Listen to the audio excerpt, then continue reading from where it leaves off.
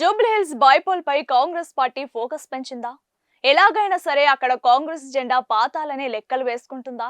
గతంలో కంటోన్మెంట్లను దక్కించుకున్న అధికార పార్టీ ఇప్పుడు జూబ్లీహిల్స్ లో గెలిచి బీఆర్ఎస్ కు రిటర్న్ గిఫ్ట్ ఇవ్వాలని భావిస్తోందా?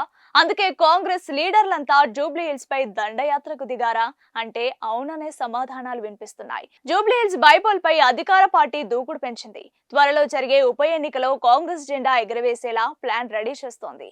బీఆర్ఎస్ సిట్టింగ్ సీట్ లో పాగా వేసి కేసీఆర్ కు షాక్ ఇవ్వాలని సీఎం రేవంత్ రెడ్డి భావిస్తున్నారు.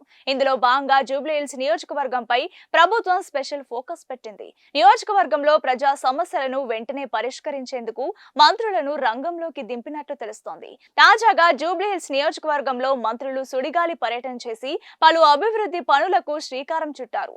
ఉప ఎన్నికలకు ముందు నిధుల వరద పారించి ఓటర్లను ఆకట్టుకోవాలని అధికార పార్టీ లెక్కలు వేసుకుంటోంది. హైదరాబాద్ లో జూబ్లీహిల్స్ కొత్త నియోజకవర్గం ఏర్పడ్డాక ఒక్కసారి కాంగ్రెస్ పార్టీ గెలిస్తే 3 సార్లు బీఆర్ఎస్ పార్టీ అక్కడ విజయం సాధించింది. మొదటిసారి పీజేఆర్ కొడుకు విష్ణువర్ధన్ రెడ్డి విజయం సాధించారు. ఆ తర్వాత మాగంటి గోపీనాథ్ హ్యాట్రిక్ నమోదు చేశారు. ఇటీవల మాగంటి గోపీనాథ్ మృతితో బైపోల్ రాబోతోంది. అయితే ఈసారి జూబ్లీహిల్స్ లో హస్తం పార్టీ సత్తా చాటాలని అనుకుంటుంది. అందుకే నేరుగా మంత్రులను రంగంలోకి దింపింది. జూబ్లీహిల్స్ నియోజకవర్గంలో సుమారు ₹1 కోటి అభివృద్ధి పనులను మంత్రులు ప్రారంభించారు. రాష్ట్రంలో కాంగ్రెస్ పార్టీ అధికారంలోకి వచ్చాక జూబ్లీహిల్స్ నియోజకవర్గాన్ని అన్ని రంగాల్లో అభివృద్ధి చేస్తున్నామన్నారు. అంతేకాదు త్వరలో జరిగే బైపోల్లో కాంగ్రెస్ పార్టీని ఆశీర్వదించాలని మంత్రులు పొన్నం ప్రభాకర్, వివేక్ వెంకటస్వామి కోరారు.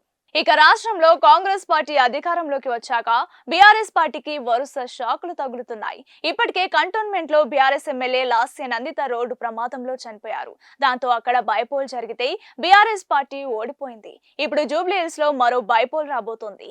ఈ సీట్ బీఆర్ఎస్ కు సిట్టింగ్ సీట్ కావడంతో అధికార పార్టీ కూడా ఎలాగైనా గెలవాలని భావిస్తోంది. అయితే జూబ్లీహిల్స్ లో మైనారిటీ సెటిలర్ల ఓట్లు అధికంగా ఉన్నాయి. మరోవైపు మాగంటి ఫ్యామిలీకే టికెట్ ఇవ్వాలని బీఆర్ఎస్ భావిస్తోంది. ఈ నేపథ్యంలో ఓటర్ల మనసు దోచుకునేందుకు అధికార పార్టీ అభివృద్ధిని పరుగులు పెట్టించేందుకు రెడీ అయింది. అయితే కాంగ్రెస్ పార్టీ నుంచి టికెట్ ఎవరికి దక్కుతుందనేది కూడా ఆసక్తికరంగా మారింది. ప్రస్తుతం అధికార పార్టీ నుంచి ఆశావాహుల సంఖ్య అధికంగా కనిపిస్తోంది. ఇందులో మైనారిటీ వర్గానికి చెందిన ఫిరోజ్ ఖాన్, అజారుద్దీన్ పేర్లు ప్రముఖంగా వినిపిస్తున్నాయి. గత అసెంబ్లీ ఎన్నికల్లో జూబ్లీహిల్స్ నుంచి అజారుద్దీన్ కు టికెట్ దక్కింది. కానీ ఆయన ఓడిపోయారు. ఇప్పుడు మరోసారి టికెట్ ఇస్తే గెలిచి చూపిస్తానని అంటున్నారు. అటు నాంపల్లి నుంచి బరిలో నిలిచిన ఫిరోజ్ ఖాన్ కూడా తనకు సీట్ ఇవ్వాలని కోరుతున్నారు. మరోవైపు నవీన్ యాదవ్ కూడా జూబ్లీహిల్స్ లో తాను పోటీకి రెడీగా ఉన్నానని అంటున్నారు. వాస్తవానికి జూబ్లీహిల్స్ నియోజకవర్గంలో మైనారిటీల ఓట్ల సంఖ్య ఎక్కువగా ఉంది. అక్కడ మైనారిటీలు ఎటువైపు మొగ్గితే వాళ్లే ఎమ్మెల్యేగా గెలిచే అవకాశం ఉంది. అయితే మైనారిటీ నేతకు టికెట్ ఇచ్చే ఆలోచనలో కాంగ్రెస్ ఉండగా దీనికి ఎంఐఎం పార్టీ అభ్యంతరం చెప్తున్నట్లు తెలిసింది.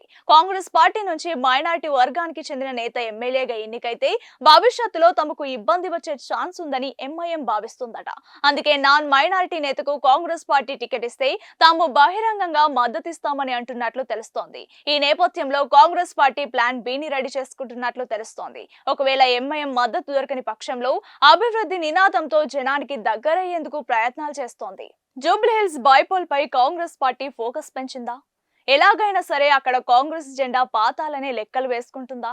గతంలో కంటోన్మెంట్లను దక్కించుకున్న అధికార పార్టీ ఇప్పుడు జూబ్లీహిల్స్ లో గెలిచి బీఆర్ఎస్ కు రిటర్న్ గిఫ్ట్ ఇవ్వాలని భావిస్తోందా?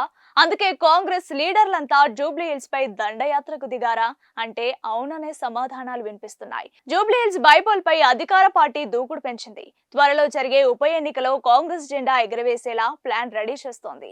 బీఆర్ఎస్ సిట్టింగ్ సీట్ లో పాగా వేసి కేసీఆర్ కు షాక్ ఇవ్వాలని సీఎం రేవంత్ రెడ్డి భావిస్తున్నారు. ఇందులో భాగంగా జూబ్లీహిల్స్ నియోజకవర్గంపై ప్రభుత్వం స్పెషల్ ఫోకస్ పెట్టింది. నియోజకవర్గంలో ప్రజా సమస్యలను వెంటనే పరిష్కరించేందుకు మంత్రులను రంగంలోకి దింపినట్లు తెలుస్తోంది. తాజాగా జూబ్లీహిల్స్ నియోజకవర్గంలో మంత్రులు సుడిగాలి పర్యటన చేసి పలు అభివృద్ధి పనులకు శ్రీకారం చుట్టారు. ఉప ఎన్నికలకు ముందు నిధుల వరద పారించి ఓటర్లను ఆకట్టుకోవాలని అధికార పార్టీ లెక్కలు వేసుకుంటోంది. హైదరాబాద్ లో జూబ్లీహిల్స్ కొత్త నియోజకవర్గం ఏర్పడ్డాక ఒక్కసారి కాంగ్రెస్ పార్టీ గెలిస్తే 3 సార్లు బీఆర్ఎస్ పార్టీ అక్కడ విజయం సాధించింది.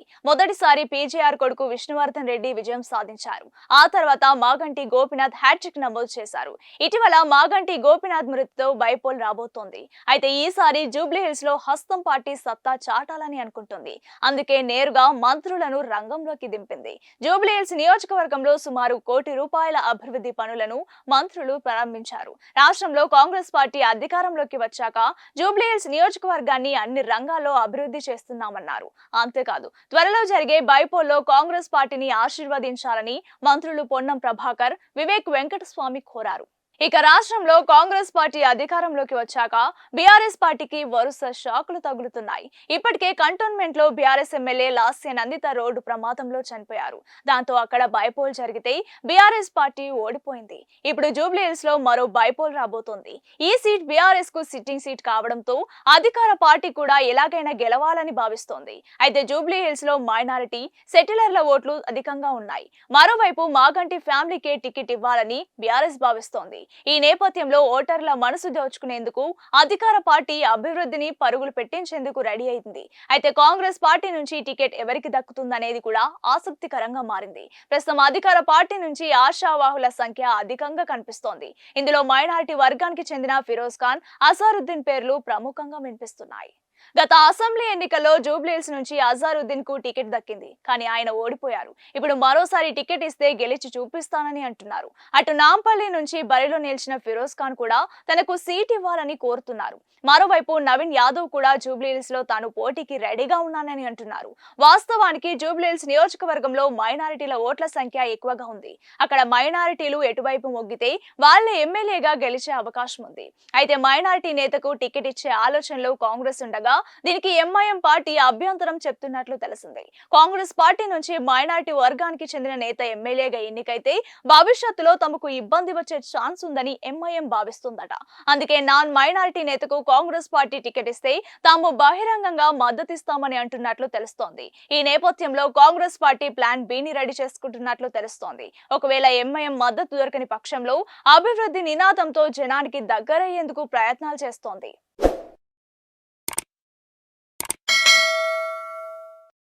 Hi friends, thank you for watching this video. ఈ వీడియో గనుక మీకు నచ్చినట్లయితే దయచేసి లైక్ చేయండి, షేర్ చేయండి. ముఖ్యంగా మా ఛానల్ 24/7 న్యూస్ టీవీని సబ్స్క్రైబ్ చేసుకోండి. ఆ తర్వాత మీ విలువైన అభిప్రాయాల్ని, మార్పులు, చేర్పులు, కావాల్సిన వీడియో ఏమన్నా ఉంటే మన వీడియో కింద కామెంట్ సెక్షన్లో కామెంట్ రూపంలో తెలియజేయండి. నమస్కారం, సాయిదంచిక మాట్లాడుతున్నాను. ప్లీజ్ సబ్స్క్రైబ్, షేర్, లైక్ చేయండి 24/7 టీవీ ఛానల్. హాయ్ నమస్తే, నేను మీ Sonia Akula. Please subscribe to 24/7 news TV. Hi అండి, అందరికీ నమస్తే. నేను Mankota Prasad. Please do subscribe 24/7 news TV. Political, entertainment and infotainment updates కోసం like, share, subscribe 24/7 news TV. Hi friends, thank you for watching this video. ఈ video గనుక మీకు నచ్చినట్లయితే దయచేసి లైక్ చేయండి, షేర్ చేయండి. ముఖ్యంగా మా ఛానల్ 24/7 న్యూస్ టీవీని సబ్స్క్రైబ్ చేసుకోండి. ఆ తర్వాత మీ విలువైన అభిప్రాయాల్ని, మార్పులు, చేర్పులు, కావాల్సిన వీడియో ఏమన్నా ఉంటే మన వీడియో కింద కామెంట్ సెక్షన్లో కామెంట్ రూపంలో తెలియజేయండి. నమస్కారం, సాయిదంచిక మాట్లాడుతున్నాను. ప్లీజ్ సబ్స్క్రైబ్, షేర్, లైక్ చేయండి 24/7 టీవీ ఛానల్. హాయ్ నమస్తే, నేను మీ Sonia Akula. Please subscribe to 24/7 news TV. Hi అండి, అందరికీ నమస్తే. నేను Mankota Prasad. Please do subscribe 24/7 news TV. Political, entertainment and infotainment updates కోసం like, share, subscribe 24/7 news TV.